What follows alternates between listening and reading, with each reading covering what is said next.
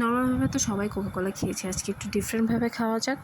ফার্স্টে কোকাকোলা নিয়ে নিচ্ছি, আর যে গ্লাসে বানাবো সেই গ্লাসে একটু চিনি আর মধু দিয়ে ডেকোরেট করে নিয়েছি। এখন গ্লাসে ইনগ্রিডিয়েন্টগুলো অ্যাড করছি আস্তে আস্তে। বরফ, লেবুর রস, একটু জিরা গুঁড়া, বিট লবণ আর চাট মশলা, এগুলো দিয়ে ভালো মতো মিক্স করে নেব। দেন কোকাকোলাটা অ্যাড করে দেব। হয়ে গেল আমার মাসালা কোলা। ট্রাই করে দেখতে পারেন, কিন্তু সবসময় তো সেম জিনিস খেতে খেতে মানুষ বোর হয়ে যায়, একটু ডিফারেন্ট তো ট্রাই করা যায়, কী বলেন? চিয়ার্স। আমি আমার ব্যালকনিতে বসে কোকাকোলা এনজয় করছি, আপনারাও ট্রাই করতে ভুলবেন না।